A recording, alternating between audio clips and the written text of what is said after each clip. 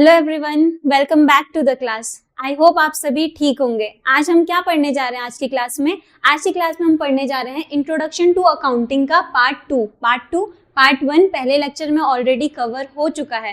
तो अगर आप लोग सीधे डायरेक्टली पार्ट 2 पढ़ने जा रहे हो तो मैं पहले ही बता दूंगी कि मैं पार्ट 1 से बहुत सारा रेफरेंस लेने वाली हूँ, तो इसलिए प्लीज पहले पार्ट 1 देखिएगा और उसके बाद ही पार्ट 2 को आप स्टार्ट कीजिएगा। ठीक है, तो आज की क्लास हम स्टार्ट करते हैं। तो इंट्रोडक्शन टू अकाउंटिंग में अकाउंटिंग क्या है हम ऑलरेडी पढ़ चुके हैं, अकाउंटिंग का मीनिंग हम पढ़ चुके हैं, आपके सब्जेक्ट अकाउंट्स का मतलब क्या है वो भी मैं आपको ऑलरेडी बता चुकी हूँ। तो आज हम क्या पढ़ने वाले हैं, तो आज का जो हमारा टॉपिक है वो है बुक कीपिंग। क्या है हमारे टॉपिक का नाम? Book keeping. अब बुक कीपिंग क्या होता है, थोड़ा नाम देखने से लग तो रहा है कि बुक्स में कुछ तो रख रहे हैं, है ना। ठीक है, तो नाम पे नहीं जाते, अभी मैं बुक कीपिंग की आपको पूरी की पूरी देखो, जैसे ना अकाउंटिंग मैंने कहा था पूरी प्रोसेस है, तो मैं एक वर्ड में नहीं बताऊंगी, वैसे ही बुक कीपिंग भी ना असल में पूरी की पूरी प्रोसेस है। पर बुक कीपिंग और अकाउंटिंग में क्या डिफरेंस है, जो बुक कीपिंग है ना वो शॉर्टर प्रोसेस है और अकाउंटिंग बड़ी प्रोसेस है। ठीक है, अच्छा, अब बुक कीपिंग की जो प्रोसेस है उसमें भी कई सारे स्टेप्स होते हैं, जैसे अकाउंटिंग के थे, अकाउंटिंग के प्रोसेस में जैसे बहुत सारे स्टेप्स थे वैसे ही बुक कीपिंग के प्रोसेस में भी बहुत सारे स्टेप्स हैं, बट बुक कीपिंग की प्रोसेस में अकाउंटिंग की प्रोसेस से कम स्टेप्स हैं। ठीक है, तो अब हम डिस्कस करते हैं कि बुक कीपिंग की प्रोसेस में कौन कौन से स्टेप्स हैं। तो बुक कीपिंग की प्रोसेस में हमारे स्टेप्स हैं IMRC। अच्छा, अब जिन्होंने पिछला लेक्चर देखा था वो समझ गए हैं IMRC किसके लिए स्टैंड कर रहा है। तो हाँ, जो हमने पिछले लेक्चर में अकाउंटिंग के लिए ना मैंने आपको शॉर्ट कोड बताया था, तो मैंने क्या बताया था आपको शॉर्ट कोड, तो मैंने आपको बताया था IMRC SAIC। तो मैंने आपको ये बताया था कि आपके अकाउंटिंग के लिए क्या था, शॉर्ट कोड बताया था, जिसमें मैंने अकाउंटिंग की प्रोसेस के जो फर्स्ट वर्ड्स थे उनका फर्स्ट लेटर लेकर के शॉर्ट कोड बनाया था। ठीक है, तो अब यही शॉर्ट कोड में जो IMRC है ना ये बुक कीपिंग की प्रोसेस है, और अगर आप IMRC SAIC पूरा करते हो तो तब ये बन जाती है हमारी अकाउंटिंग की प्रोसेस। तो असल में बुक कीपिंग अलग नहीं है, तो मैं बोल लूँ बुक कीपिंग ना असल में अकाउंटिंग का ही पार्ट है। बुक कीपिंग अकाउंटिंग का ही पार्ट है क्योंकि अकाउंटिंग के अंतर्गत बुक कीपिंग आती है। ठीक है, तो बुक कीपिंग कुछ अलग सा टॉपिक नहीं है, वो अकाउंटिंग के ही अंदर आती है। अब IMRC क्या है, तो ये स्टेप्स हम ऑलरेडी डिस्कस कर चुके हैं। I फॉर क्या होता है, तो I फॉर हमने पढ़ा था आइडेंटिफिकेशन, पढ़ा था। इसमें हम क्या करते हैं, आइडेंटिफाई करते हैं। क्या आइडेंटिफाई करते हैं, तो हमें क्या आइडेंटिफाई करना होता है, ट्रांजैक्शंस और इवेंट्स, है ना, ट्रांजैक्शंस और इवेंट्स जो कि बिजनेस से रिलेटेड हो, तो यही हम आइडेंटिफाई करते हैं फर्स्ट स्टेप में। आई होप आप रिलेट कर पा रहे हो क्योंकि ये मेरा ऑलरेडी पढ़ा के हो चुका है।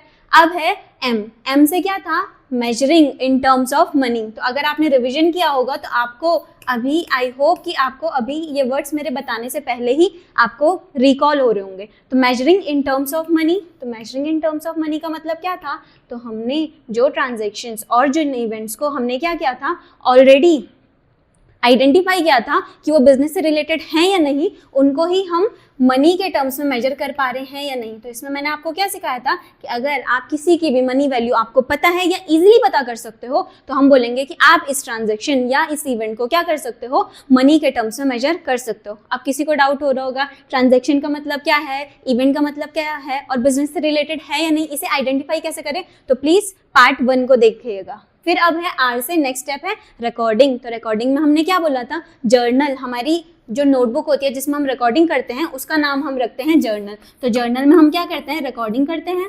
जर्नल में रिकॉर्डिंग करना मतलब हिसाब रखना, हिसाब लिखना, उसको ही रिकॉर्डिंग करना बोलते हैं। और हम जिस कॉपी में, जिस नोटबुक में हम रिकॉर्डिंग करते हैं उसको हम बोलते हैं जर्नल।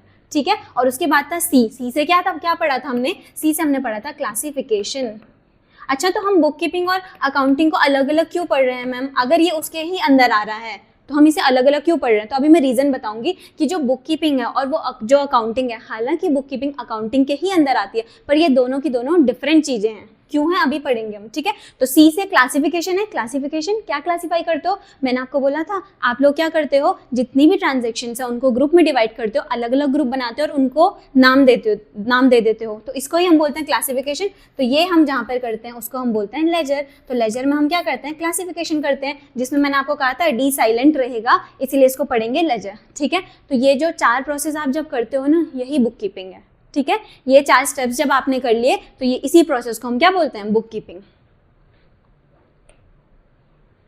तो बुक कीपिंग है क्या, तो अब हम जरा डेफिनेशन देख लेते हैं। तो बुक कीपिंग क्या है, bookkeeping is the process of recording. क्या, रिकॉर्डिंग का प्रोसेस है। तो बुक कीपिंग क्या है, प्रोसेस ऑफ रिकॉर्डिंग, तो प्रोसेस ऑफ रिकॉर्डिंग, ठीक है, क्या रिकॉर्ड कर रहे हैं हम, फाइनेंशियल ट्रांजैक्शंस, फाइनेंशियल ट्रांजैक्शन को, तो मैंने कहा ज़रूरी है सिर्फ ट्रांजैक्शन, इवेंट्स भी, बट फाइनेंशियल ट्रांजैक्शन लिखने का बुक क्या अज्यूम कर रहे हैं, जो बुक का ऑथर है वो ऑलरेडी अज्यूम कर रहा है कि आपको पता है कि फाइनेंशियल ट्रांजैक्शन भी हो सकती है और फाइनेंशियल इवेंट्स भी हो सकते हैं, ठीक है, तो इवेंट्स भी ऑलरेडी इस ट्रांजैक्शन के अंदर है, ठीक है, तो फाइनेंशियल ट्रांजैक्शंस और इवेंट्स, ठीक है, तो बुक कीपिंग क्या है, एक प्रोसेस है जिसमें हम क्या करते हैं, रिकॉर्ड करते हैं फाइनेंशियल ट्रांजैक्शंस को और इवेंट्स को, जिन्हें कि हमें सिस्टमैटिक तरीके से रिकॉर्ड करना पड़ता है। तो सिस्टमैटिक तरीका क्या है, तो मैंने बोला था आप आइडेंटिफिकेशन के स्टेप को, जो IMRC, अच्छा हम बुक कीपिंग पढ़ रहे हैं इसीलिए इतना ही ले रही हूँ मैं, ठीक है, तो IMRC में, तो इसका मतलब क्या है कि जो जब हम IMRC की प्रोसेस कर रहे हैं तो मैं इसको नंबर 1 पे नहीं कर सकती हूँ, इसको 2 पे,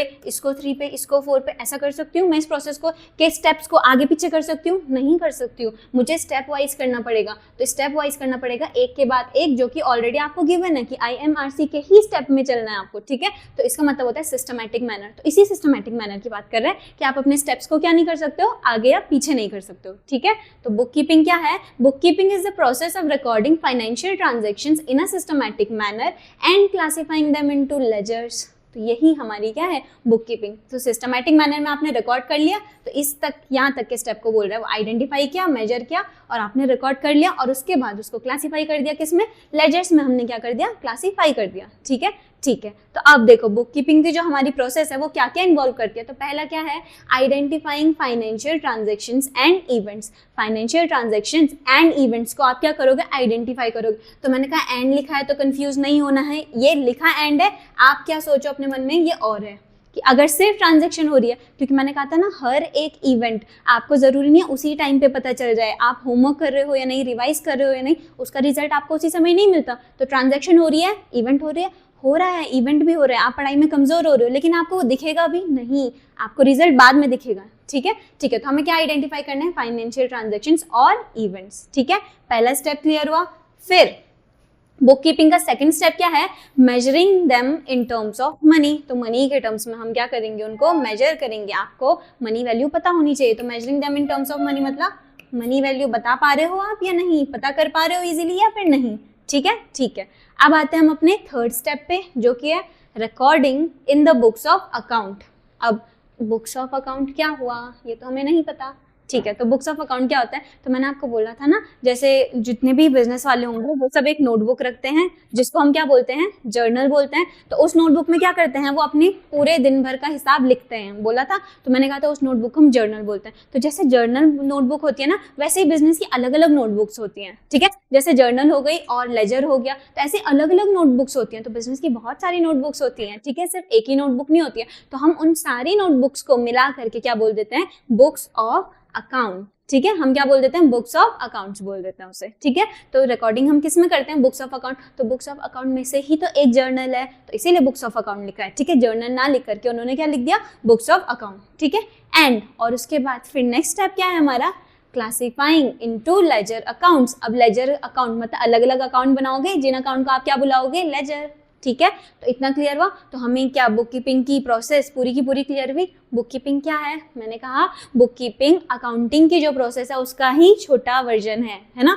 मतलब अकाउंटिंग की प्रोसेस में अगर आप सिर्फ क्या कर रहे हो, IMRC, अगर बस इसको कर रहे हो तो इसका मतलब आप बुक कीपिंग कर रहे हो, और इसके बाद की प्रोसेस आप फॉलो कर रहे हो, इसका मतलब आप अकाउंटिंग कर रहे हो, ठीक है, ठीक है। अब हम जरा देखेंगे, मैंने आपको बोला कि मैं आपको बताऊंगी कि हम बुक कीपिंग को अलग सा टॉपिक क्यों पढ़ रहे हैं जबकि अकाउंटिंग के अंदर ही आता है, क्योंकि बुक कीपिंग और अकाउंटिंग में डिफरेंस होता है। अब क्या डिफरेंस होता है वो मैं आपको समझाने जा रही हूँ, ठीक है। तो पहले लिखा है मैंने आपको बेसिस, फिर बुक कीपिंग और फिर अकाउंटिंग का कॉलम है, ये डिफरेंशिएशन है। तो ये टेबल है या फॉर्मेट, तो ये है, बिल्कुल सही बोला आपने, ये टेबल है, फॉर्मेट नहीं है। क्योंकि आप देखो, अगर आपको एग्जाम में याद ना है, आप इनको ऊपर नीचे लिख सकते हो, कर सकते हो ना इस पॉइंट को, सारे पॉइंट्स याद नहीं आ रहे या जितने पॉइंट्स याद आ रहे उतना कर सकते हो, ठीक है। अच्छा, बेसिस का कॉलम अगर आपको याद ही नहीं आ रहा एग्जाम में तो आप नहीं लिख सकते हो, छोड़ सकते हो उसे, ठीक है, सिर्फ बुक कीपिंग और अकाउंटिंग लिख दिया, ठीक है। तो ये क्या है, इसीलिए टेबल है, फॉर्मेट नहीं है, ठीक है, ठीक है। अब बुक कीपिंग और अकाउंटिंग में हम डिफरेंस देखेंगे। तो क्या डिफरेंस है, पहला फोकस। तो बुक कीपिंग किस पे फोकस करती है और अकाउंटिंग किस पे फोकस करता है, ठीक है। तो बुक कीपिंग किस पे फोकस करता है, रिकॉर्डिंग फाइनेंशियल ट्रांजैक्शन। तो बुक कीपिंग का जो फोकस होता है ना वो रिकॉर्डिंग पे होता है। किस पे होता है? रिकॉर्डिंग। तो फाइनेंशियल ट्रांजैक्शन को रिकॉर्ड करना ही बुक कीपिंग का क्या है? फोकस है। उसका एम, उसका ऑब्जेक्टिव बुक कीपिंग का क्या है? फाइनेंशियल ट्रांजैक्शंस को रिकॉर्ड करना। ठीक है, अब आते हैं अकाउंटिंग। तो अकाउंटिंग में ना सिर्फ रिकॉर्डिंग नहीं होती है, उसमें मैंने आपको कहा था एनालाइजिंग एंड रिपोर्टिंग। अच्छा मैम, अब एनालाइजिंग तो समझ आया, ऑब्जर्व करने को हमने बोला था एनालाइज करना, लेकिन रिपोर्टिंग का मतलब क्या हुआ? पूछोगे अब आप लोग, रिपोर्टिंग का मतलब क्या हुआ? तो मैंने कहा था ना, आप कम्युनिकेट करते हो यूजर्स को, पढ़ा था हमने पार्ट 1 में। तो जब यूजर्स को कम्युनिकेट करते हो मतलब रिपोर्ट कर रहे हो। तो अगर आप अपनी सीनियर अथॉरिटी को कम्युनिकेट करते हो तो उसे रिपोर्टिंग बोलते हैं। ठीक है, आप क्या अपने से सीनियर अथॉरिटी को कम्युनिकेट कर रहे हो कुछ भी चीज़, तो हम बोलते हैं उसे कि आप रिपोर्टिंग कर रहे हो। ठीक है, तो अकाउंटिंग में क्या आता है? एनालाइजिंग। आप एनालाइज भी करते हो और रिपोर्ट भी करते हो, जबकि बुक कीपिंग में आप सिर्फ और सिर्फ रिकॉर्डिंग करते हो। ठीक है, अब हम आते हैं स्किल एंड नॉलेज। तो असल में इन दोनों में से किसको करने के लिए स्किल चाहिए, किसको करने के लिए नॉलेज चाहिए, और कौन सा बिना स्किल बिना नॉलेज के कर दोगे? तो यार देखो, इतना सा हमको बेसिक पता है। क्या पता है हमें? अगर आप लोगों को हिसाब लिखना है ना, तो देखो जो मोमो का स्टॉल वाला है, क्या उन्हें अकाउंटिंग का नॉलेज है? नहीं। गोलगप्पे के जो स्टॉल वाले हैं उन्हें अकाउंटिंग का नॉलेज है? नहीं। और कौन से स्टॉल होते हैं? छोटे छोटे से स्टॉल, तो कोई भी एग्जाम्पल ले लो आप। ठीक है, ठीक है, तो उन्हें क्या अकाउंटिंग आती होगी? नहीं। पर क्या वो हिसाब नहीं रखते अपने बिजनेस का? बिल्कुल रखते हैं। वो अपने बिजनेस का हिसाब तो रखेंगे ही ना। तो बिजनेस का हिसाब तो रखते हैं। तो बिजनेस का हिसाब कैसे रखते हैं? वो कैसे रखते हैं? तो उनको जितना आता है वो उसी को यूज़ करते हैं, उन्हें बस रिकॉर्डिंग करनी। तो असल में वो लोग जो करते हैं ना, वो बुक कीपिंग होती है, वो अकाउंटिंग नहीं करते। वो लोग क्या करते हैं? बुक कीपिंग करते हैं। बुक कीपिंग करते हैं, हिसाब लिखते हैं। तो अब आप बताओ, बुक कीपिंग, हिसाब लिखना, आज मैंने इतने का सामान बेचा, इसको रिकॉर्ड करने के लिए क्या मुझे स्पेशल नॉलेज चाहिए या मेरे पास कोई स्पेशल स्किल होनी चाहिए? नहीं, मैं लिख सकती हूँ, है ना। ऐसे तो आप भी अपने खर्चों को रिकॉर्ड करते होंगे, कभी कभी करते हो या नहीं करते हो? ठीक है, यहाँ पर बैठे हुए तो नहीं करते हैं। ठीक है, तो आप लोग करते होंगे, क्या पता से। ठीक है, तो अब देखो, तो जो बुक कीपिंग है इसके लिए does not require special skill.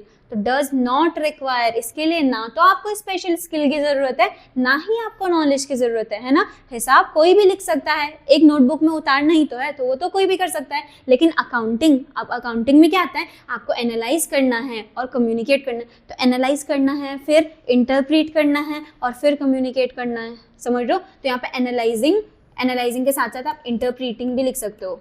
Analysing, interpreting and reporting, interpreting and reporting लिख सकते हो आप इसे। ठीक है, इंटरप्रीटिंग एंड रिपोर्टिंग। ठीक है, तो देखो, अब जब एनालाइज करोगे, इंटरप्रीट करोगे, मैंने कहा था ना ट्रांजैक्शन बहुत सारी होती है, वो तो मैंने सिर्फ परचेज और सेल ली। अभी आपको लग रहा होगा मैम परचेज और सेल में इतने का परचेज क्या, इतने का सेल क्या, इसको एनालाइज करने के लिए कौन सी स्किल चाहिए? हमने तो ऐसे ही कर दिया, क्योंकि बेटा मैंने आपको पूरी ट्रांजैक्शन नहीं बताई थी। एक बिजनेस में सिर्फ इतनी ट्रांजैक्शन नहीं हो रही होंगी। फॉर्मेट मैंने आपको बोला, यहाँ पे फॉर्मेट भी बनाना पड़ता है। समराइज करने के लिए क्या फॉर्मेट भी बनाना पड़ता है, तो यहाँ पे समराइजिंग भी आ जाएगा। अकाउंटिंग में क्या आ जाएगा? समराइजिंग। तो आप लोग क्या लिखोगे अकाउंटिंग में? Summarising, comma analysing, comma interpreting and reporting. ठीक है, ये चारों स्टेप्स लिखोगे आप। Summarising, analysing, SAIC। ठीक है, तो summarising, analysing, interpreting and reporting. Reporting word याद नहीं आ रहा मैम एग्जाम में, क्या करें? कम्युनिकेटिंग लिख दो।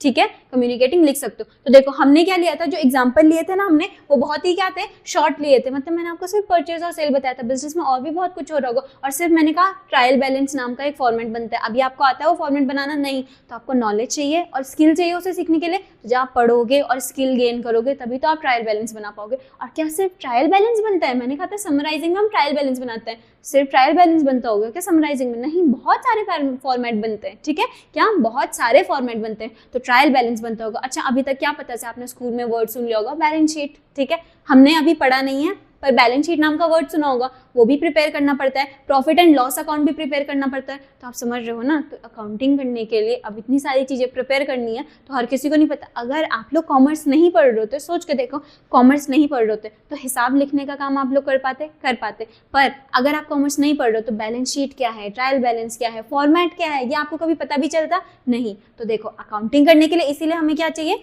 स्किल भी चाहिए और नॉलेज भी चाहिए। जबकि बुक कीपिंग करने के लिए हमें ना तो स्किल चाहिए ना ही नॉलेज चाहिए। ठीक है, तो requires special skills and knowledge. तो मतलब अकाउंटिंग का ही स्किल भी, अकाउंटिंग की स्किल्स भी होनी चाहिए आपके पास और अकाउंटिंग की ही नॉलेज भी होनी चाहिए। ठीक है, तो आई होप ये दो बेसिस के पॉइंट तो आप लोगों को समझ आए होंगे। ठीक है,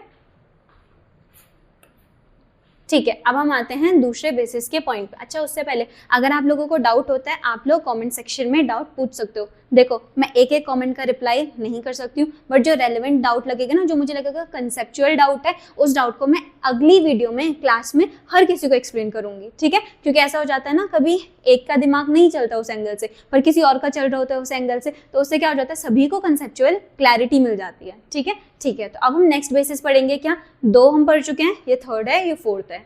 ठीक है, तो ये थर्ड वाला है और ये फोर्थ वाला है। तो क्या पढ़ रहे हैं हम, स्कोप। ठीक है, तो अब स्कोप क्या है, तो मैं बोल दूं बुक कीपिंग का जो स्कोप है, स्कोप मीन्स दायरा होता है। क्या होता है स्कोप, मतलब दायरा। तो जो बुक कीपिंग का जो दायरा है ना, जो बुक कीपिंग का जो दायरा है वो क्या है, नैरो है। क्यों है, क्योंकि अकाउंटिंग के, अब ऑब्वियस ही बात है, देखो IMRCSAIC, ये टोटल, ये सारे स्टेप्स मिल करके बड़े होंगे या फिर ये सिर्फ ये 4 स्टेप्स बड़े होंगे। तो ऑब्वियस सी बात है, ये 4 स्टेप्स छोटे होंगे किसके कंपैरिजन में, इन बाकी के सारे स्टेप्स के टोटल मिला करके। तो बुक कीपिंग क्या है, नैरो है, इसका दायरा क्या है, छोटा है, कम है। ठीक है, narrow, as it is just a part of accounting, क्योंकि बुक कीपिंग अकाउंटिंग का ही पार्ट है, इसीलिए इसका दायरा भी क्या है, छोटा है। ठीक है, लिमिटेड है, नैरो है। बट अकाउंटिंग का बताओ तो ब्रॉडर है। ब्रॉडर क्यों है, ज्यादा बड़ा है ना, क्योंकि IMRCSAIC 4 और एक्स्ट्रा स्टेप्स हैं इसमें। तो broader as it consist of bookkeeping and more, क्योंकि इसमें सिर्फ बुक कीपिंग नहीं आता, अकाउंटिंग में बुक कीपिंग तो आता ही है, पर उसके अलावा और भी चीजें आती है ना। तो अकाउंटिंग में क्या होता है, बुक कीपिंग, ये 4 स्टेप तो आते आते हैं, और इंक्लूडिंग ये 4 स्टेप, तो मतलब ये पूरा मिला के, दिस प्लस दिस, इन दोनों को मिला के हम क्या बोलते हैं, अकाउंटिंग बोलते हैं। ठीक है, तो अकाउंटिंग में सब कुछ आता है, इसीलिए अकाउंटिंग का जो दायरा है, ये स्कोप है, वो क्या है, ब्रॉडर है। ठीक है, ठीक है, अब हम चलते हैं नेक्स्ट वाले डिफरेंशिएशन पे, वो क्या है, आउटपुट। आउटपुट मतलब रिजल्ट, आउटपुट मतलब रिजल्ट। अच्छा, इतने कॉम्प्लिकेटेड वर्ड्स नहीं आते हैं आप लोगों को याद, इसीलिए मैं अलग से लिखा रही हूँ आपको। ठीक है, तो बेसिस में क्या पता आउटपुट याद ही ना आए तो रिजल्ट लिख दो, कोई बात नहीं। ठीक है, ठीक है, तो बोलना क्या चाह रहा है वो बेसिकली ये पॉइंट, कि रिजल्ट क्या मिलता है, बुक कीपिंग करने से हमें क्या रिजल्ट मिलता है और अकाउंटिंग करने से हमें क्या रिजल्ट मिलता है। तो जब हम बुक कीपिंग करते हैं तो हमें क्या मिलता है, हम क्या करते हैं बुक कीपिंग में, IMRC, तो R मतलब जर्नल में रिकॉर्ड करते हैं, तो हम, मुझे जर्नल की बुक मिली, तभी तो मेरी बुक बनी, जब मैंने जर्नल में क्या किया, रिकॉर्डिंग किया। उसके बाद जर्नल में जो रिकॉर्ड किया उसी को मैं क्या कर देती हूँ, मैं क्लासीफाई कर देती हूँ लेजर में, तो मेरे को लेजर भी मिला। तो मुझे जर्नल और लेजर किसके रिजल्ट से मिलता है, बुक कीपिंग के रिजल्ट से जर्नल और लेजर मिलता है। ठीक है, अब हम चलते हैं अकाउंटिंग पे। तो अकाउंटिंग करने से मुझे क्या मिलता है, फाइनेंशियल स्टेटमेंट्स। फाइनेंशियल स्टेटमेंट्स क्या हुए, तो मैंने बोला जब हम अकाउंटिंग करते हैं तो समराइजिंग में हम प्रिपेयर करते हैं बहुत सारे फॉर्मेट्स। ठीक है, तो असल में फाइनेंशियल स्टेटमेंट्स क्या है, फॉर्मेट्स हैं। तो वेरियस फॉर्मेट्स जिन्हें हमें प्रिपेयर करना होता है अकाउंटिंग की प्रोसेस में, उनको ही बोलते हैं फाइनेंशियल स्टेटमेंट्स। ठीक है, अभी मैं स्टेटमेंट्स के नाम भी बता दूं ना, जैसे बैलेंस शीट हो गया आपका, प्रॉफिट एंड लॉस अकाउंट हो गया, समझ लो। तो अभी आप लोगों को समझ नहीं आएगा ना कि मैं बैलेंस शीट है क्या, प्रॉफिट एंड लॉस अकाउंट क्या है। अच्छा, हो सकता है आप लोग स्कूल में ऑलरेडी पढ़ चुके हो, तो आपको थोड़ा थोड़ा ऐसा हो कि हाँ सुने सुने से वर्ड है। तो अभी के लिए क्या समझ लेते हैं, फाइनेंशियल स्टेटमेंट्स और कुछ नहीं है, वो फॉर्मेट है जो हमें अकाउंटिंग की, जब हम प्रोसेस फॉलो कर रहे होते हैं ना, तब हमें वो फॉर्मेट बनाने पड़ते हैं। और असल में हम 11th क्लास में अकाउंटिंग ही तो सीख रहे हैं, तो धीरे धीरे सीख जाएंगे कि इन फॉर्मेट को बनाते क्या है और इन सारे फॉर्मेट्स का नाम क्या है, और नाम के साथ साथ आप हर एक को बनाना भी सीख जाओगे। ठीक है, तो अभी मुद्दा हमारा ये नहीं है कि फाइनेंशियल स्टेटमेंट बनाना कैसा है, मुद्दा क्या है कि अकाउंटिंग करने से अकाउंटिंग का result as a result of accounting हमें क्या रिजल्ट मिलता है, फाइनेंशियल स्टेटमेंट। हम फाइनेंशियल स्टेटमेंट बनाते हैं, तो फाइनेंशियल स्टेटमेंट क्या है, रिजल्ट है अकाउंटिंग का। ठीक है, तो इसी के साथ हमारा क्या हो गया, बुक कीपिंग और अकाउंटिंग का डिफरेंस खत्म हो गया। ठीक है, तो इतना भी डिफरेंस आप लिखते हो, it is more than enough. ठीक है, इतने डिफरेंस से भी काम चल जाएगा आपके एग्जाम में, क्योंकि इसका ना तो उतना वेटेज है। देखो, जिस टॉपिक का जितना वेटेज होगा उस टॉपिक को उतनी ही इज्जत देनी चाहिए। अब मैं ये नहीं बोल रही आप लोग रिस्पेक्ट ना करो उस टॉपिक को, करो, पर देखो उस पर ज़्यादा टाइम वेस्ट करने का मतलब नहीं है, क्योंकि ज़्यादा मार्क्स का क्वेश्चन उससे वैसे भी नहीं आने वाला है। ठीक है, ठीक है, तो डिफरेंशिएशन जितने मार्क्स का आएगा वो मैं लिखा चुकी हूँ, उसमें आपको मोर देन इनफ है आपके लिए वो। अब हम पढ़ते हैं objectives of accounting. Objectives of accounting मतलब हम अकाउंटिंग कर ही क्यों रहे हैं, क्या हम अकाउंटिंग क्यों कर रहे हैं, तो ऑब्जेक्टिव्स ऑफ अकाउंटिंग अब हम पढ़ेंगे। ठीक है, अच्छा, आप लोगों को आइडिया है क्यों कर रहे हैं हम अकाउंटिंग, इतना तो अंदाजा चल ही चुका होगा, अकाउंटिंग है क्या हमें ये पता चल चुका है, तो उसका जो ऑब्जेक्टिव है वो क्या है, ये थोड़ा सा आइडिया आ रहा होगा। ये क्यों करते हैं? अच्छा, मैक्सिमम ने जो आंसर दिया, जो मैक्सिमम आंसर दे रहे हैं, सबको पता है मैम प्रॉफिट लॉस निकालने के लिए, ठीक है मैम, प्रॉफिट या तो प्रॉफिट हुआ है बिजनेस को या नहीं ये पता करने के लिए, या लॉस हुआ है या नहीं ये पता करने के लिए। तो इसमें से एक स्टेप आप लोगों को ऑलरेडी आता है, ठीक है। तो मैं बोल दूँ ये वाला पॉइंट है जो आपको ऑलरेडी आता है। क्या है ये पॉइंट? असर्टेन प्रॉफिट और लॉस। तो प्रॉफिट और लॉस पता करने के लिए अकाउंटिंग करते हैं हम। ऑब्जेक्टिव्स ऑफ अकाउंटिंग में प्रॉफिट और लॉस, कि आपके बिजनेस को प्रॉफिट हुआ है या फिर नुकसान हुआ है ये पता करने के लिए हम अकाउंटिंग करते हैं। और क्या स्टेप्स होंगे अकाउंटिंग में, मतलब सॉरी ऑब्जेक्टिव होंगे अकाउंटिंग के, आप लोग आइडिया, अच्छा इसको देख करके नहीं लेना है आइडिया, ठीक है, इसको देखोगे कुछ समझ नहीं आएगा, अभी मैंने पढ़ाया नहीं है, ठीक है ठीक है। तो ये वाला तो आ गया। अब ये वाला पॉइंट समझ आ गया कि असर्टेन प्रॉफिट और लॉस, प्रॉफिट और लॉस पता करने के लिए हम अकाउंटिंग करते हैं। और क्यों करते हैं? तो देखो हमने शुरू दिन क्या पढ़ा, अकाउंटिंग क्या है, और फिर हमने पढ़ा यूजर्स ऑफ अकाउंटिंग। तो मैं बोल दूं जो यूजर्स ऑफ अकाउंटिंग है आपको उनको क्या देना पड़ता है, आपकी जो है अकाउंटिंग की इन्फॉर्मेशन है। तो मैं बोल दूं आपके जो फाइनेंशियल स्टेटमेंट है वो आपको अपने यूजर्स को दिखाने पड़ते हैं। क्यों दिखाने पड़ते हैं ये हम ऑलरेडी पढ़ चुके हैं, जब मैंने बोला था ओनर को क्यों दिखाने पड़ते हैं, एम्प्लॉयज़ को क्यों दिखाने पड़ते हैं, मैनेजमेंट को क्यों दिखाने, तो सारे यूजर्स को क्यों हम अपनी अकाउंटिंग इन्फॉर्मेशन दिखाते हैं वो मैं ऑलरेडी बता चुकी हूँ, ठीक है। तो मैं बोल दूँ ये भी एक ऑब्जेक्टिव हो गया, ताकि हम अपने यूजर्स को अपनी अकाउंटिंग इन्फॉर्मेशन दे पाएँ, फाइनेंशियल इन्फॉर्मेशन दे पाएँ, तो इसके लिए ही हम अकाउंटिंग करते हैं। तो पहला क्या हो गया अकाउंटिंग का, पहला क्या है पॉइंट है। अच्छा इनको ऊपर नीचे लिख सकते हो, बिल्कुल लिख सकते हो, ऐसा सीक्वेंस में याद नहीं आता कोई बात नहीं, मैं भी तो आपको कैसे पढ़ा रही हूँ, ऊपर नीचे ही पढ़ा रही हूँ ना, सीक्वेंस में थोड़ी ना पढ़ा रही हूँ, ठीक है। तो देखो provide financial information to internal and external users. तो आपके जितने भी इंटरनल यूजर्स हैं और आपके जितने भी एक्सटर्नल यूजर्स हैं उनको फाइनेंशियल इन्फॉर्मेशन क्या हुआ मैम, तो फाइनेंशियल इन्फॉर्मेशन और कुछ नहीं है, अकाउंटिंग इन्फॉर्मेशन है। अच्छा मैम तो आप अकाउंटिंग भी तो लिख सकते थे, फिर आपने फाइनेंशियल क्यों लिखा? देखो मेरा काम क्या है, मैं आपको देखो मैं ऐसे वर्ड्स पढ़ाऊँ कि आपको अगर अकाउंटिंग लिख के आता है तो आपको अब पता है अकाउंटिंग इन्फॉर्मेशन क्या है, अगर फाइनेंशियल लिख के आ गया तो आप कहीं कंफ्यूज ना हो जाओ, है ना। अगर ट्रू फॉल्स में आता है क्या फाइनेंशियल इन्फॉर्मेशन मिलती है हमें अकाउंटिंग करने से, और आप बोलो हमें तो अकाउंटिंग इन्फॉर्मेशन मिलती है फाइनेंशियल इन्फॉर्मेशन नहीं मिलती, इसलिए मैं सारे अलग अलग वर्ड्स लिखा रही हूँ, ठीक है। चॉइस आपकी, आपको कौन सा यूज़ करना है, ठीक है। तो क्या हमें अकाउंटिंग इन्फॉर्मेशन यानी कि फाइनेंशियल इन्फॉर्मेशन, या मैं बोल दूँ बिजनेस रिलेटेड इन्फॉर्मेशन किसे देने के लिए, इंटरनल यूजर्स और एक्सटर्नल यूजर्स को देने के लिए अकाउंटिंग जरूरी है, ऑब्जेक्टिव है अकाउंटिंग का, ठीक है ठीक है। अकाउंटिंग का ये उद्देश्य है, ऑब्जेक्टिव्स मतलब उद्देश्य, ठीक है। तो ऑब्जेक्टिव्स का मतलब लिख देती हूँ मैं, उद्देश्य क्या है, ठीक है। अब हम देखते हैं प्रिवेंट एरर्स एंड फ्रॉड्स। अब देखो सोच के देखो, आपका एग्जाम्पल में तो मेरे दिमाग में फास्ट फूड के अलावा कोई एग्जाम्पल ही नहीं आ रहे हैं।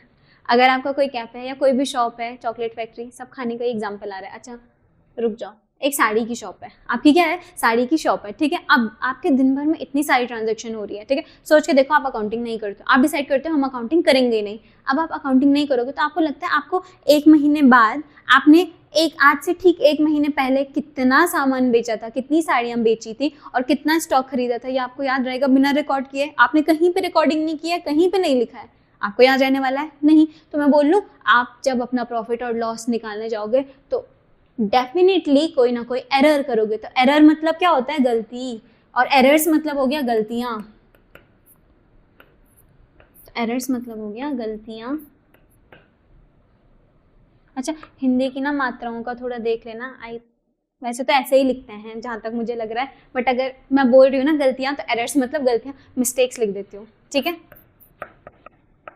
तो मिस्टेक्स, ठीक है। तो एरर्स मतलब तो आपको मिस्टेक्स प्रिवेंट करने के लिए, मतलब मिस्टेक्स ना हो इसलिए अकाउंटिंग हम करते हैं, समझ लो, मिस्टेक्स ना हो, क्योंकि ऑब्वियस सी बात है इतना किसी को भी याद नहीं रहने वाला है, याद रहेगा क्या इतना ज़्यादा, नहीं रहने वाला किसी को भी याद। तो इसीलिए हम अकाउंटिंग करते हैं ताकि सारा हिसाब हमको याद रहे, ताकि जब हम प्रॉफिट या लॉस निकालें वो सही निकालें। सोचो कितनी साड़ियाँ उन्होंने बेची, 100 साड़ियाँ, एक महीने में उन्होंने बेची 1000 साड़ियाँ, और उनको 1000 का हिसाब याद रहेगा आपको लगता है, तो उनको लग रहा है कि उन्होंने सिर्फ 900 बेची। तो मैं बोल दूं इससे वो अपनी क्या कर लेंगे, उनकी जो प्रॉफिट और लॉस निकालना होगा ना उनको, वो इससे क्या निकालेंगे, गलत निकालेंगे ना प्रॉफिट और लॉस, ठीक है ठीक है। तो प्रिवेंट क्या करना हमें, एरर्स, फ्रॉड्स क्या हुआ, सोच के देखो, आप ओनर हो बिजनेस के, आप क्या हो बिजनेस के ओनर हो, लेकिन आप उस बिजनेस को रन नहीं कर, मतलब आप ओनर हो और आपने शॉप पे ना किसी और को रखा हुआ है, अपने एम्प्लॉय को रखा हुआ है, ठीक है। अब आपके जो एम्प्लॉय को रखा हुआ है, अगर उसने ना आप अकाउंटिंग नहीं कर रहे होंगे तो फ्रॉड के चांसेस ज़्यादा हैं। वो क्या पता से कुछ सामान बेचे और आपको बताए ही ना, क्योंकि अकाउंटिंग में वो क्या नहीं कर रहे,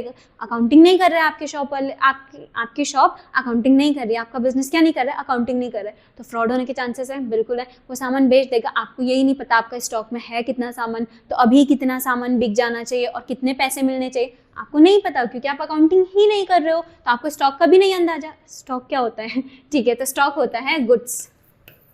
अभी के लिए हम गुड्स मतलब सामान। तो जो सामान आपने बेचने के लिए दुकान में रखा है, बेचने के लिए सामान, ठीक है, तो गुड्स फॉर सेल, तो बेचने के लिए जो सामान आपने शॉप में रखा हुआ है, इसको हम अकाउंटिंग में क्या बोलते हैं, अकाउंट्स की लैंग्वेज में हम क्या बोलते हैं इसको, स्टॉक। तो ऐसा डरना नहीं है, ठीक है। स्टॉक क्या हो गया, तो स्टॉक क्या है, वो गुड्स मतलब सामान, तो वो सामान जो आपने अपनी शॉप पे सेल के लिए रखा है उसको क्या बोलोगे, स्टॉक बोलोगे, ठीक है। तो मैं क्या बोल रही थी, आपके स्टॉक में अब आपके पास टोटल कितना सामान है आपको ये नहीं पता, तो कितना सामान बिका आपको ये भी पता होगा नहीं, वो एम्प्लॉय जितना चाहे आपको गलत फिगर्स बता सकता है, बिल्कुल बता सकता है, तो फ्रॉड के चांसेस बढ़ गए, अब आपका जो बिजनेस है वो अकाउंटिंग कर रहा है, आपका बिजनेस अकाउंटिंग कर रहा है, तो ये फ्रॉड होने से बच जाएगा, बिल्कुल बच जाएगा। तो प्रिवेंट एरर्स एंड फ्रॉड्स, तो मिस्टेक्स और फ्रॉड्स को, फ्रॉड मतलब क्या होता है, धोखाधड़ी, ठीक है, तो धोखा, तो इसको कैसे प्रिवेंट करने में अकाउंटिंग हेल्प करता है, आप लोग समझ गए, ठीक है। तो अकाउंटिंग का एक ऑब्जेक्टिव ये भी हो गया ताकि भाई हमारे हिसाब में कोई मिस्टेक ना हो, कोई फ्रॉड हमारे साथ ना हो, ठीक है। अब नेक्स्ट क्या है, तो नेक्स्ट क्या है, maintain a complete, accurate and chronological record. अब क्रोनोलॉजिकल क्या हुआ, ठीक है। अच्छा मैम आप इतने टिपिकल वर्ड क्यों यूज़ करो, इजी भी तो बता सकते हो। मैं तो इजी बता सकती हूँ, बट क्या आपके टीचर्स, आपके स्कूल में पढ़ाने वाले टीचर्स आपके लिए इजी वर्ड यूज़ करके आपका पेपर बनाने वाला है? नहीं। तो देखो मैं मीनिंग तो बता रही हूँ ना आपको ईजी वाला, तो मीनिंग याद रख लो, बट देखो और चाहो ना आप एग्जाम में यूज़ भी कर सकते हो वो ईजी वर्ड्स, ठीक है। पर क्या है, बात बस इतनी सी है कि एग्जाम में अगर वो क्वेश्चन में आता है वो वर्ड, तो आपको पता होना चाहिए कि क्वेश्चन पूछना क्या चाह रहा है, इसीलिए मैं इन वर्ड्स का यूज़ करती हूँ, ठीक है। तो मेंटेन करने के लिए कंप्लीट, एक्यूरेट, मेंटेन करना क्या, कैसा, complete, accurate and chronological record, ठीक है। तो क्रोनोलॉजिकल का मतलब क्या होता है, एक के बाद जिस सीक्वेंस में हुआ ना, तो सीक्वेंस वाइज, क्या क्रोनोलॉजिकल रिकॉर्ड मतलब sequence wise record, sequence wise, ठीक है। सीक्वेंस वाइज मतलब मैं बोल दूँ serial wise, serial number wise, ठीक है। तो मेंटेन करने के लिए, क्या मेंटेन करने के लिए, कंप्लीट पूरा रिकॉर्ड मेंटेन करने के लिए, एक्यूरेट, आपका रिकॉर्ड क्यों एक्यूरेट हो, अंदाजे पे नहीं हो आपका रिकॉर्ड, ठीक है, कि हाँ मुझे तो इतना ही लग रहा है कि इस महीने शायद 900 साड़ियाँ बिकी। अरे रिकॉर्ड अकाउंटिंग करोगे तो आपको पता होगा कि हाँ एग्जैक्टली, अरे हाँ 1000 साड़ियाँ बिकी है, आप अकाउंटिंग नहीं कर रहे हो, आप अंदाजे में चलोगे, ठीक है। तो ये भी गलत है। तो आप कंप्लीट, एक्यूरेट और सीक्वेंस वाइज रिकॉर्ड क्या कर पाते हो, मेंटेन कर पाते हो, किसका, फाइनेंशियल ट्रांजेक्शन। तो देखो सोच के देखो, आपने अब साड़ी बेची, ठीक है, तो आपको पता है आपने कौन सी वाली साड़ी कौन से नंबर पे, अगर आप अकाउंटिंग नहीं कर रहे हो, ठीक है, तो कौन सी साड़ी कौन से नंबर पे बेची, याद रहेगा नहीं रहने वाला। बट अगर आप अकाउंटिंग कर रहे हो तो आपको पता होगा कि आपने कौन सा सामान कौन से नंबर पे बेचा। तो सीक्वेंस वाइज समझे, क्रोनोलॉजिकल रिकॉर्ड समझे कि उसको सीक्वेंस वाइज, सीरियल नंबर से, कि जब जो सामान बिका है या जब जो सामान खरीदा गया आपको एग्जैक्टली पता होगा, क्योंकि आपने रिकॉर्डिंग किया। तो अपने रिकॉर्ड्स बस पेज पलट के देखना ही था आपने कि कब कौन सा सामान बेचा है, कब कौन सा सामान खरीदा है। तो सीक्वेंस वाइज बोल लूँ, डेट वाइज बोल लूँ, और डेट वाइज में भी मैं बोल लूँ सीरियल वाइज। सीरियल वाइज मतलब एक ही डेट पे एक ही तो साड़ी बिकी नहीं होगी, तो एक ही सामान नहीं बिका होगा, एक ही ट्रांजैक्शन नहीं भी होगी, बहुत सारी ट्रांजैक्शन हुई होगी, तो कौन सी ट्रांजैक्शन पहले हुई, कौन सी ट्रांजैक्शन बाद में हुई, तो इसको बोलते हैं क्रोनोलॉजिकल रिकॉर्ड में मेंटेन करना, ठीक है। तो अब देखो क्रोनोलॉजिकल, कंप्लीट और एक्यूरेट फाइनेंशियल ट्रांजैक्शन का रिकॉर्ड मेंटेन करने के लिए हम क्या करते हैं, अकाउंटिंग करते हैं, ठीक है। तो ये भी अकाउंटिंग का एक क्या हो गया, ऑब्जेक्टिव हो गया, ठीक है। ये भी हुआ, ये भी आपको अब समझ आ चुका है। अब नेक्स्ट क्या है, determine the financial position of the business. Business की क्या, फाइनेंशियल पोजीशन पता करने के लिए। तो फाइनेंशियल पोजीशन बिजनेस की पता करने के लिए, अब आप लोगों को डाउट आ रहा होगा, मैम प्रॉफिट एंड लॉस पता करना, या प्रॉफिट हो रहा है या लॉस ये पता करना, और बिजनेस की फाइनेंशियल पोजीशन पता करना, क्या ये एक ही बात नहीं है? बोलो, आ रहा है आपको ये डाउट?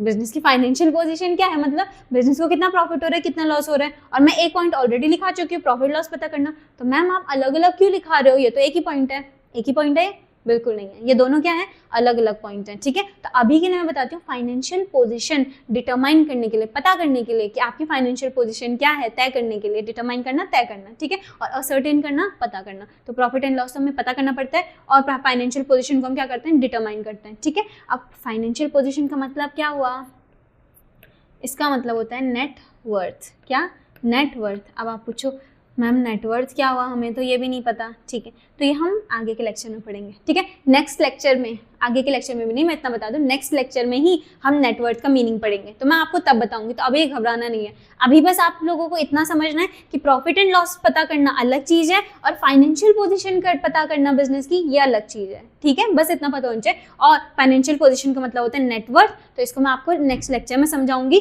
कि नेटवर्थ का मीनिंग क्या है, तो घबराना नहीं है, ठीक है। और मैंने बोला है नेक्स्ट लेक्चर में समझाऊंगी, तो बिल्कुल समझाऊंगी, ठीक है। अभी मैं बता भी दूं तो आप लोगों को समझ नहीं आएगा, तो कंफ्यूजन को बढ़ाना नहीं है, कंफ्यूजन को कम करने के लिए पढ़ रहे हैं ना, तो ठीक है। तो नेटवर्थ होता है, तो ये दोनों क्या होते हैं, अलग अलग होते हैं। चलो इसी के साथ हमारे ऑब्जेक्टिव्स ऑफ अकाउंटिंग खत्म हुए। ये सारे हमारे क्या हो गए, अकाउंटिंग के ऑब्जेक्टिव्स हो गए, ठीक है। आप लोगों को इतना ही लिखना है, ऊपर नीचे लिख सकते हो, अपनी लैंग्वेज में लिख सकते हैं मैम, बिल्कुल लिख सकते हो आप लोग, ठीक है, ठीक है।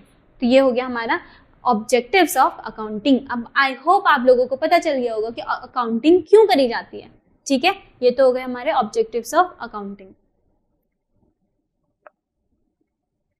अब हम चलते हैं एडवांटेजेस ऑफ अकाउंटिंग पे। किस पे चल रहे हैं हम, एडवांटेजेस ऑफ अकाउंटिंग पे। अब पहले स्क्रीन पे मत देखो, जरा सोच के बताओ। अब बताओ अकाउंटिंग के फायदे, एडवांटेजेस मतलब फायदे, तो अकाउंटिंग के फायदे क्या हैं, सोच करके देखो अकाउंटिंग के फायदे क्या हैं, मतलब अकाउंटिंग करने से आपको क्या फ़ायदा हो रहा है।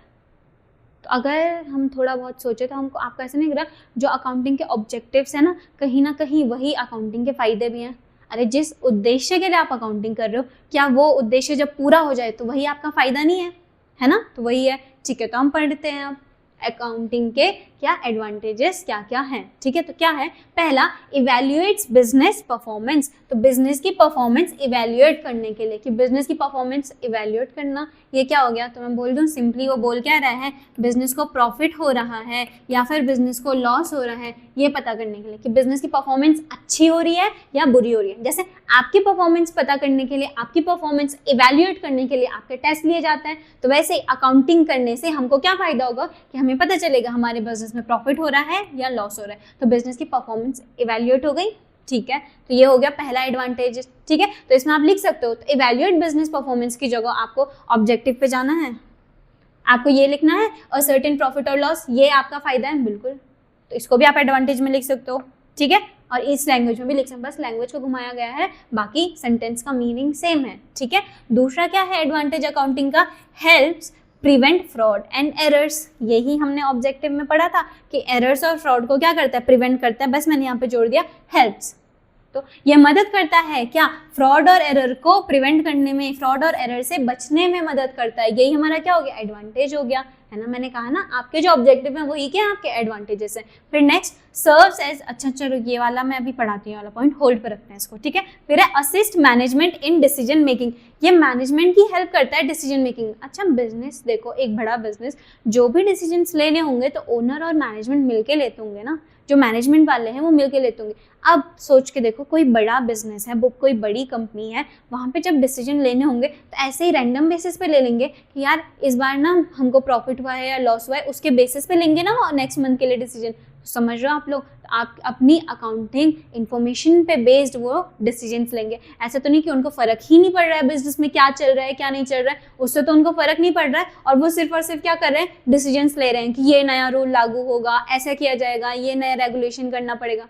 नहीं, वो क्या करते हैं, अकाउंटिंग इन्फॉर्मेशन देखते हैं और उसके बेसिस पे कि कंपनी को कैसे और फायदा हो और कम से कम नुकसान हो, उसके बेसिस पे डिसीजन लेते हैं, ठीक है। तो मैनेजमेंट क्या करता है, देखो, तो मैनेजमेंट की हेल्प करता है। अकाउंटिंग अगर आपने करी है तो आपकी जो अकाउंटिंग इन्फॉर्मेशन है वो हेल्प करेगी किसकी, मैनेजमेंट की डिसीजन मेकिंग में। तो मैनेजमेंट को डिसीजन लेने में हेल्प कौन करता है, अकाउंटिंग। तो ये भी उसका एक एडवांटेज हो गया, ठीक है। नेक्स्ट एड्स इन, एड्स का मतलब क्या होता है, हेल्प्स, ठीक है।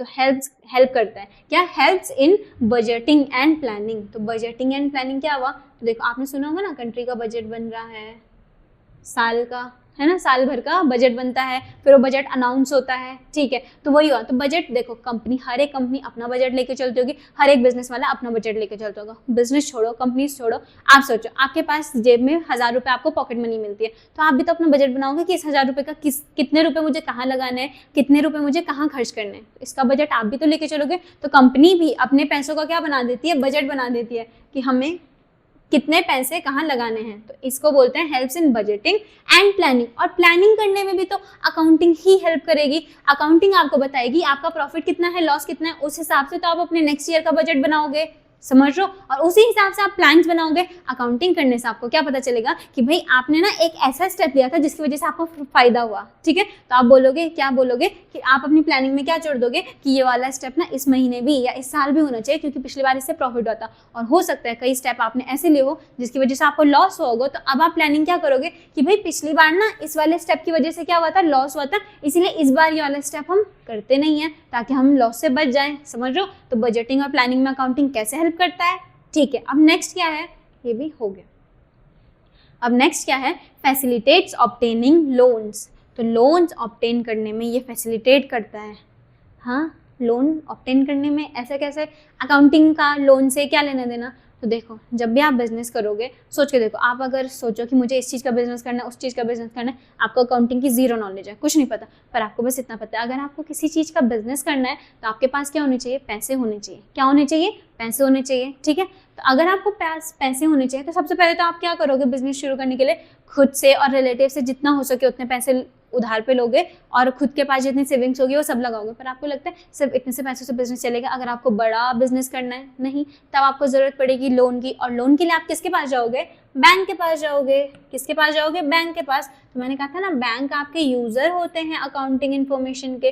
तो बैंक क्यों, अब बैंक देखो, हर एक बैंक आपसे आपकी अकाउंटिंग इन्फॉर्मेशन मांगने वाला नहीं, पर जिस बैंक के पास आप जाओगे और बोलोगे मुझे लोन चाहिए, तो वो बैंक आपसे आपकी अकाउंटिंग इन्फॉर्मेशन मांगेगा, बिल्कुल मांगेगा। तब वो बैंक आपकी अकाउंटिंग इन्फॉर्मेशन का क्या बन जाता है, यूज़र बन जाता है, ठीक है, ठीक है। तो देखो, अगर देखो आप ये फैसिलिटेट कैसे करता है, कैसे हेल्प कर रहा है लोन लेने में, ठीक है। तो मेरा एक बिजनेस है जिसको चलाते चलाते मुझे 2 साल हो चुके हैं। अब मुझे अपने बिजनेस को एक्सपेंड करना है या मेरी बिजनेस की कुछ ज़रूरतें हैं, उसके लिए मुझे एडिशनल पैसे चाहिए, ठीक है। अब मेरे पास तो पैसे है नहीं, तो मैं बैंक के पास जाती हूँ। अब मैं बैंक के पास जाती हूँ और बैंक को बोलती हूँ, बैंक मुझे ना 5 करोड़ का लोन चाहिए। कितने का लोन चाहिए, 5 करोड़ का।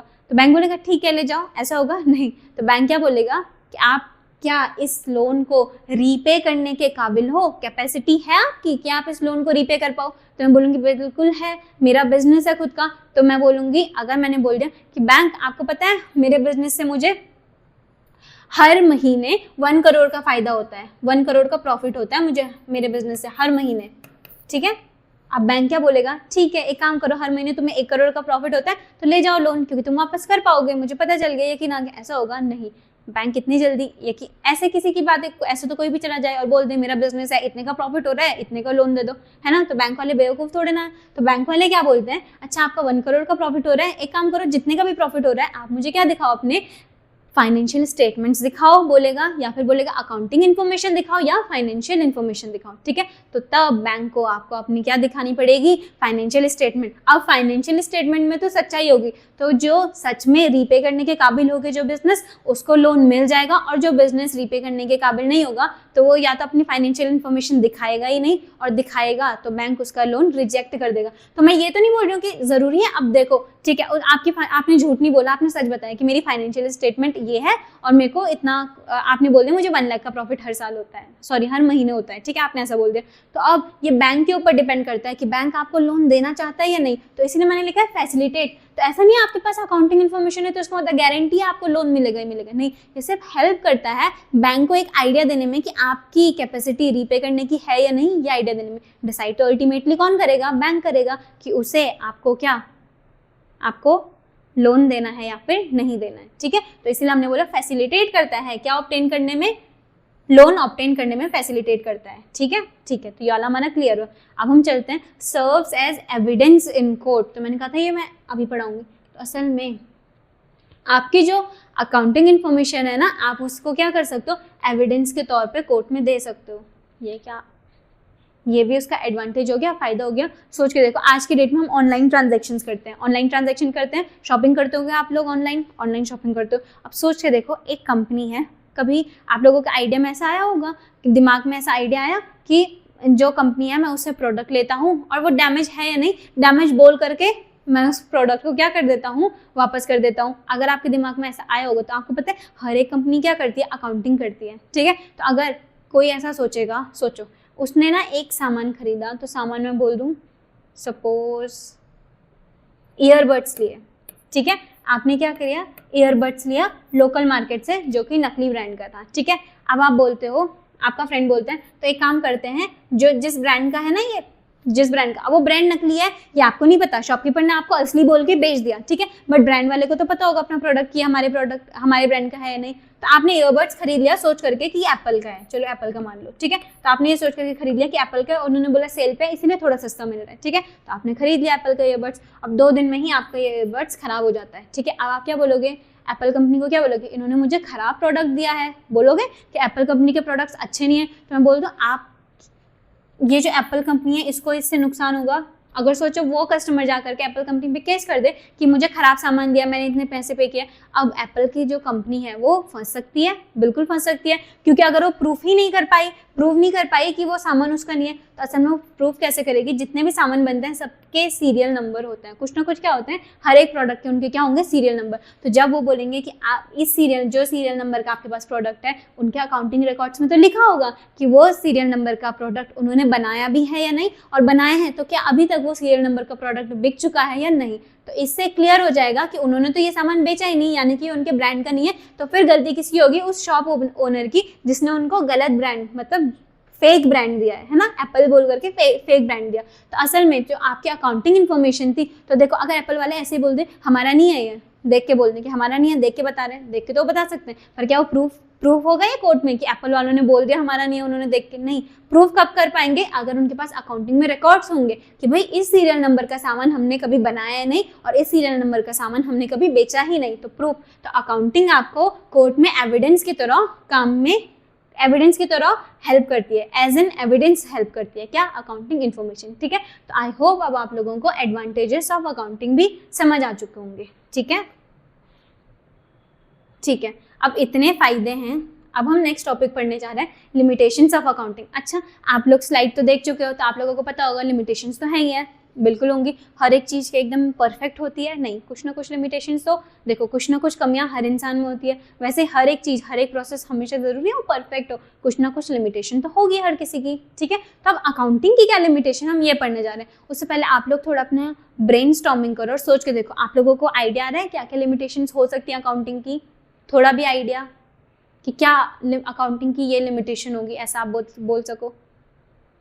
लिमिटेशन मतलब मैं बोल दूं, या तो उसकी कमी है या फिर उसका वो लिमिटेड है कि मतलब इससे बाहर वो चीज़ नहीं कर पा रहा, तो कमी आ गई हो। तो लिमिटेशन ऑफ अकाउंटिंग मतलब कमी है। तो अकाउंटिंग की जो प्रोसेस है ना, उसकी कुछ कमियां हैं। तो क्या कमियां हैं, अब हम वो पढ़ने जा रहे हैं, ठीक है। तो क्या कमियां हैं, पहली कमी क्या है, नॉट फुल्ली एग्जैक्ट।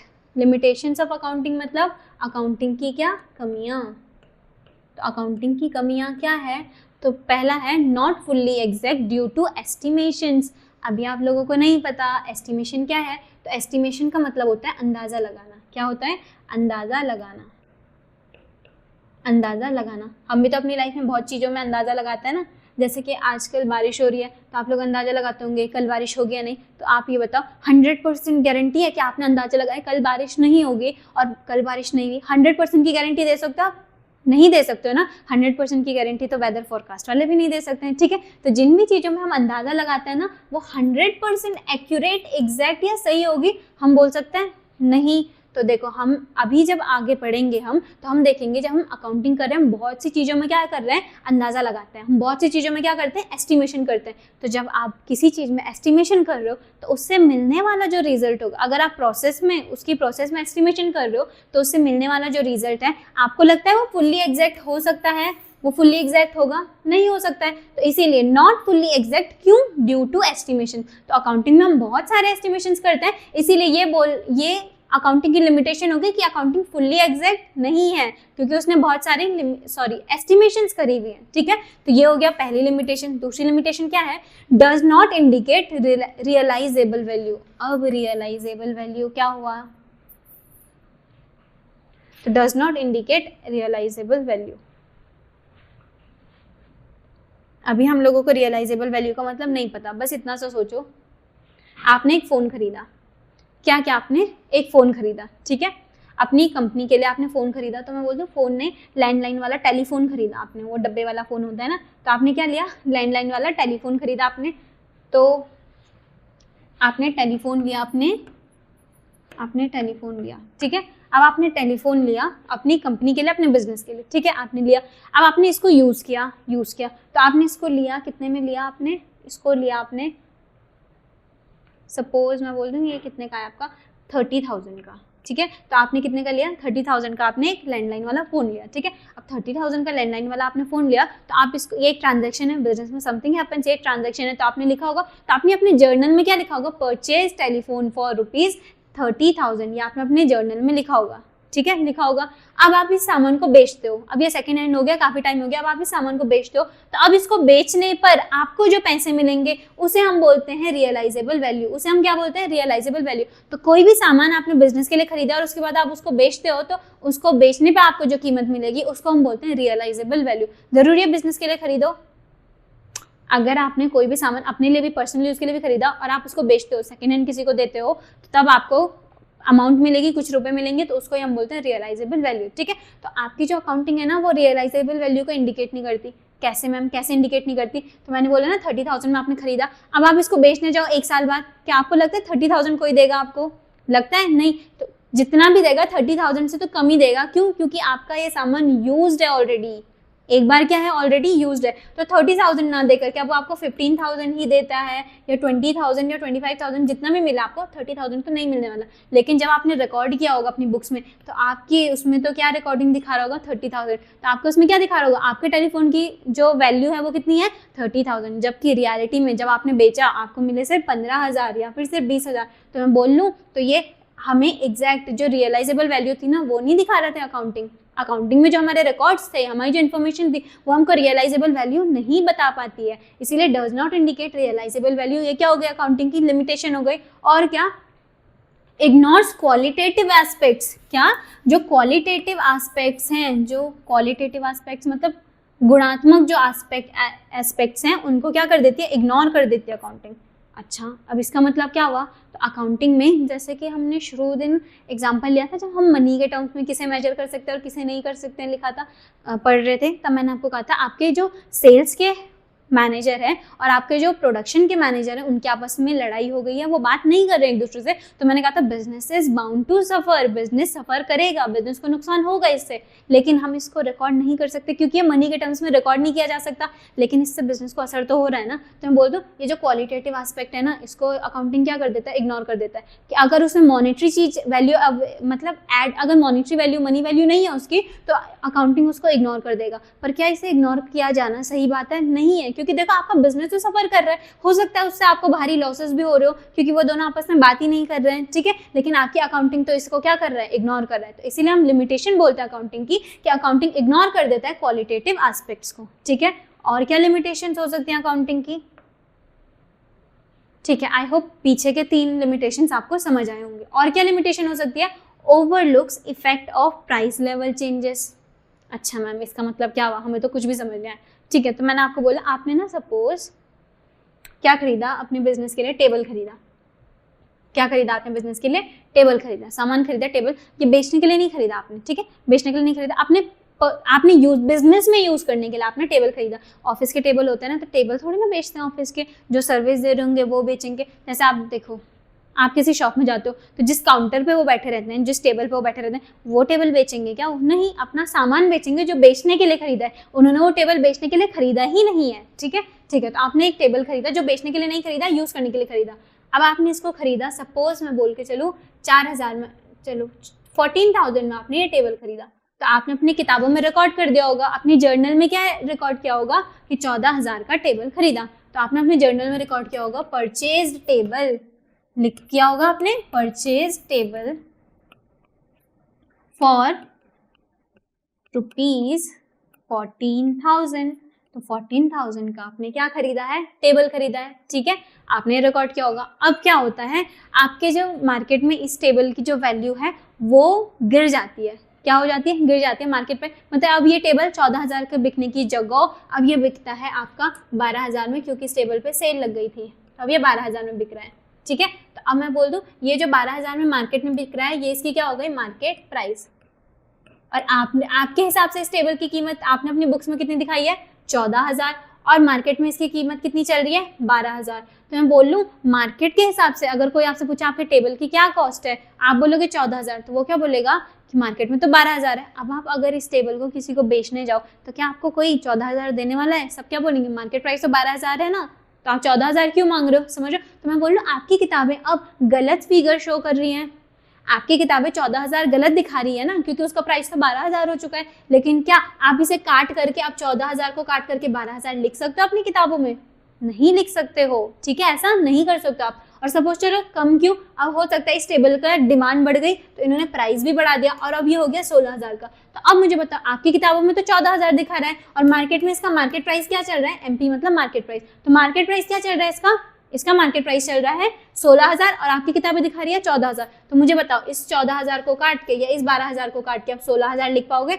नहीं लिख पाओगे। तो ये अकाउंटिंग की क्या लिमिटेशन है। तो प्राइस लेवल में चेंज आ रहा है, प्राइस आपने जितने में खरीदा था अब मार्केट में उसका प्राइस घट गया या फिर बढ़ गया, तो इस चेंज को अकाउंटिंग क्या नहीं कर पाता है, रिकॉर्ड नहीं कर पाता है, क्योंकि आपने एक बार जो एंट्री कर दी ना, आप उसको काट नहीं, सॉरी एंट्री बोल दिया मैंने, ठीक है। अब आप लोगों को एंट्री का मतलब अभी पता नहीं है, वो मैं आगे चल के पढ़ाऊंगी, ठीक है ठीक है। तो अगर मैंने बस इतना समझ लो, मैंने रिकॉर्ड कर दी ये ट्रांजेक्शन, अगर मैंने रिकॉर्ड कर ली है तो अब मैं इसकी वैल्यू चेंज नहीं कर, ऐसे तो सोचो ना हर कोई चेंज करके लिखता जाएगा, फिर फ्रॉड के चांसेस नहीं बढ़ जाएंगे। तो अकाउंटिंग में फ्रॉड ना हो इसीलिए हम क्या कहते हैं, एक बार आपने एक ट्रांजैक्शन को रिकॉर्ड कर लिया फिर आप उसको कट करके चेंज नहीं कर सकते। आपने जो रिकॉर्ड कर दिया वो रिकॉर्ड वैसा ही रहने वाला है, ठीक है, तो आप उसको चेंज नहीं कर सकते। तो ये लाइन यही बता रही है कि अकाउंटिंग ओवरलुक करती है, क्या ओवरलुक करती है accounting, effect of price level changes. तो प्राइस लेवल में जो भी चेंजेस होते हैं ना, अकाउंटिंग उसको ओवरलुक कर देती है, या मैं बोल दूं इग्नोर कर लेती है। तो ओवरलुक करना मतलब इग्नोर करना,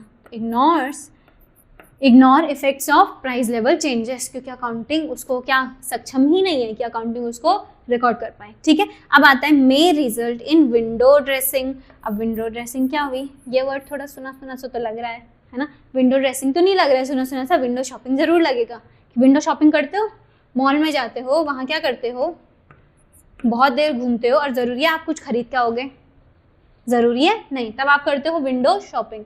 तो विंडो शॉपिंग मतलब आप दिखाते क्या हो, शॉपकीपर्स को जाके क्या दिखाते हो कि मैं तो सामान खरीदना आया हूँ या आई हूँ, ठीक है, आप ऐसा दिखाते हो। लेकिन क्या आप खरीदते हो मॉल में जाके सामान, नहीं। पर देखोगे तो हर एक चीज़, हर एक बुक शॉप में बुक्स जितना सामान रखा होगा वो देखोगे मॉल में जा करके। और क्या देखोगे, आपको गेमिंग में इंटरेस्ट है तो हर एक टॉयज़ के सेक्शन को चेक करोगे, हर एक टॉय देखोगे। तो आप प्रिटेंड क्या करते हो कि आप खरीदने वाले हो, पर आपको अंदर से पहले ही पता है आप खरीदने नहीं वाले हो, आप बस क्या कर रहे हो, विंडो शॉपिंग। तो विंडो शॉपिंग मतलब आप प्रिटेंड कर रहे हो, आप जता रहे हो कि आप शॉपिंग करने वाले हो, पर आपको ऑलरेडी पता है कि आप शॉपिंग नहीं करोगे, तो उसे बोलते हैं विंडो शॉपिंग। अब विंडो ड्रेसिंग क्या हुआ, तो विंडो ड्रेसिंग मतलब भी यही हो गया, है कुछ और आप दिखा कुछ और रहे हो, समझ रहे हो, तो ये हो गया विंडो ड्रेसिंग, ठीक है। विंडो शॉपिंग जैसे है कुछ और, है क्या, आप नहीं खरीदने वाले और आप दिखा क्या रहे हो, मैं खरीदने जा रहा हूँ इसे, ठीक है। तो विंडो शॉपिंग कैसे विंडो ड्रेसिंग से रिलेटेड है आप समझ गए। तो विंडो शॉपिंग से आई होप विंडो ड्रेसिंग आपको समझ आई होगी। तो विंडो ड्रेसिंग मतलब जो है नहीं आप वो दिखा रहे हो। तो असल में क्या पता है आपके क्या आपको ना प्रॉफिट नहीं हो रहा है, आपके बिजनेस को प्रॉफिट नहीं हो रहा है, आपको लोन चाहिए, तो आपने ना अपने प्रॉफिट बढ़ा करके कितना दिखा दिया आपने अपना प्रॉफिट बढ़ा करके जानबूझ कर बढ़ा। अच्छा मैम बढ़ा के कैसे दिखा दिया, देखो जो अकाउंटेंट होंगे, जो अकाउंटिंग करते हैं जो लोग, उन्हें बोलते हैं अकाउंटेंट। तो देखो जिन्हें अकाउंटिंग का नॉलेज होगा, तो जब उस पर्सन को सारी स्किल्स हैं, सारी नॉलेज है क्या करने की, अकाउंटिंग करने की, तो क्या वो अकाउंटिंग रिकॉर्ड्स के साथ छेड़छाड़ नहीं कर सकता, बिल्कुल कर सकता है। क्या ऐसा करना चाहिए, बिल्कुल नहीं, ये गलत है, ठीक है, मॉरली भी गलत है और लीगली भी गलत है, ठीक है। लेकिन क्या ऐसा होता ही नहीं है, बिल्कुल होता है। तो देखो जिसको बहुत ज़्यादा नॉलेज होगी ना, वो मैनिपुलेशन कर सकता है, क्या मैनिपुलेट कर सकता है आपकी अकाउंटिंग इन्फॉर्मेशन को। तो प्रॉफिट हो नहीं रहा पर वो जानबूझ के ये दिखा सकता है कि प्रॉफिट हो रहा है, और बैंक को जाकर दिखाएगा मुझे प्रॉफिट हो रहा है तो प्लीज़ लोन दे दो, और क्या पता से हो सकता है बैंक फॉल कर जाए इस ट्रैप में, क्योंकि बैंक को लगेगा फाइनेंशियल स्टेटमेंट में तो क्या है, प्रॉफिट है, तो मैं दे देता हूँ लोन, समझ रहे हो? तो ये है तो गलत। अच्छा, सिर्फ प्रॉफिट बढ़ा के दिखा सकता है, हो सकता है। देखो, जब आपको बहुत सारा प्रॉफिट होगा, इतना तो आप लोगों ने सबने सुना होगा कि टैक्स देना पड़ता है, इनकम पे क्या देना पड़ता है, टैक्स देना पड़ता है। तो आप अगर कमाई करते हो तो आपको टैक्स देना पड़ता है। तो वैसे ही जब कंपनीज को प्रॉफिट होता है ना, तो उससे भी टैक्स देना पड़ता है। तो हो सकता है आपको प्रॉफिट ज़्यादा हो रहा है पर आप प्रॉफिट कम दिखा रहे हो, आप ये दिखा रहे हो मुझे तो लॉस हो रहा है, ऐसा करना चाहिए नहीं। पर क्या ऐसा होता है?